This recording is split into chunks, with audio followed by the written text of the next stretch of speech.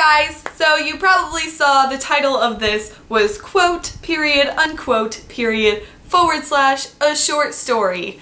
You might be a little bit confused by that, but I got this idea from Ariel Bassett. A few days ago she posted a video of her reading a short story that she wrote, and I thought that was a really cool idea. So I decided to do the same thing. I will post Ariel's video or put a link to her video down below, but I thought it was a really cool idea because writing is a really big part of my life and I want to share that part of my life with you.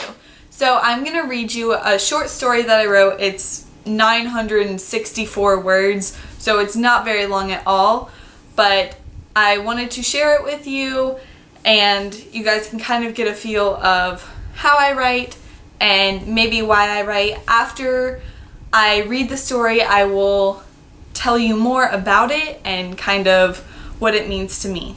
So here we go. Quote, unquote. By me. Quote. My first word was, and I quote, I guess you could say I'm not an ordinary little girl. Most little girls say daddy and mama before anything else.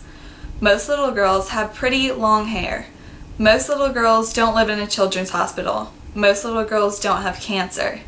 We found out 4 months ago when I woke up in the middle of the night coughing up blood. I haven't left the hospital since then.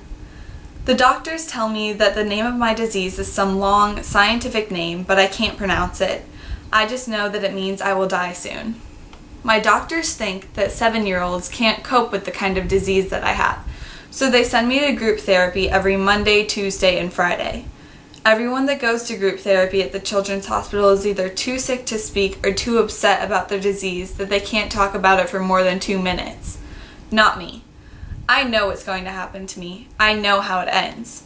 So I tell the other kids and the doctors that try to make us think they aren't doctors all about how I feel every Monday, Tuesday, and Friday. I tell them about the surgeries I have to get and how much worse my disease is getting. I tell them about how sometimes I wish I was a normal little girl with long, pretty hair and something to play with that doesn't smell like hospital. Then I tell them that I know I'm not a normal little girl and I never will be, so I shove the wish out of my fragile heart every time it enters. Some of the other kids cry about the things I say. Some of the doctors that try to make us think they aren't doctors tell me that I'll get better. I know they're wrong. I know that I'm getting worse every day. As soon as their words that are supposed to be comforting and encouraging come in one ear, I push them out the other.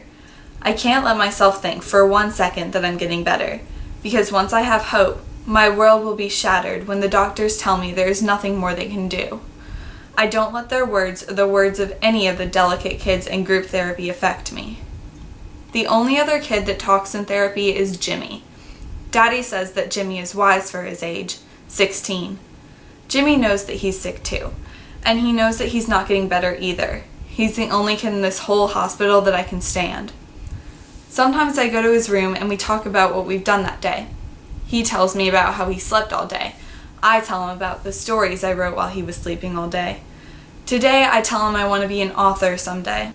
An author, huh? You know we're all authors. We are? Sure. All of us are writing our stories in the big book. What's the big book? I asked. The big book is a book where every story of every person that ever lived is written. Each and every one of us gets to write our own story in there, and it's up to us whether or not it'll be a good one. I ask him if his story is a good one, and he tells me it's the best story in the whole darn book. Then he says that he's tired, so I go back to my room and pretend I'm not scared when I see that Mommy and Daddy are both there, and so is Dr. Bad News. The doctor that gives us every piece of bad news we could ever ask for, but is never given good news in his life. I don't even think the word good is in his vocabulary. He tells me to sit down, so I stay standing. I look at Mommy and see the tears that are threatening to spill onto her cheeks. I must be getting surgery. She cries every time I get surgery. You're getting a lung transplant, says Dr. Bad News, and I'm not so sure this is bad news, for once. He turns to my parents and speaks like I'm not in the room. Since the cancer is primarily in her lungs, this could extend her life by a considerable amount. We will perform the surgery tomorrow. I go across the hall the next day to notify Jimmy about my surgery. He says I'll outlive him. I tell him not to talk like that, and then I go back to my room, ready for my procedure. My parents tell me good luck. They love me. They'll see me on the other side, and I believe them. How does it end? I don't make it. My body rejects the new lung. I'm too weak to stay alive, and I'm gone before the sleep medicine from the surgery can wear off. It isn't the happy ending that my parents or my doctors or Jimmy hope for. They'll be sad about it. Mommy and Daddy especially. They'll wish it never happened, but it will make them stronger. They'll know that I wouldn't want them to waste their whole lives wishing I was still with them, and they'll move on. But before I go into the operation that will end my life, before I close my eyes for the last time, before Mommy cries like she does every time I go into any surgery, I say it. I say the word that will make my life the best story in the big book. I say the word that ends my unfortunately imperfect life in the most perfect way possible. Unquote. This story is very special to me. It actually won me an award. I wrote this story, I think January of this year, January 2014, and I entered it into the Scholastic Art and Writing Awards, or the Scholastic Art and Writing Contest, and I got a Silver Key Award from it, which is pretty cool. Silver Key Awards, I think about 10% of people that enter get a Silver Key Award. I think it's 10%, yeah. So that was really exciting for me.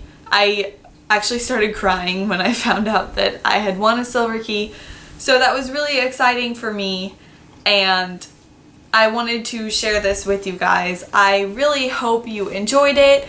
Tell me what you think down in the comments, and I have more pieces that I would like to share with you. I actually won 2 Silver Keys, so the next one I would share with you would be the other award-winning piece. But tell me in the comments if you want me to share more works with you, if you liked this, if you didn't like this.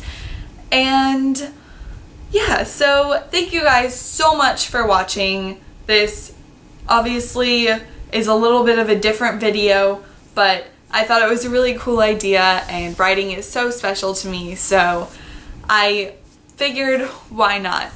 So thank you guys for watching, and I will see you back here soon. Bye-bye!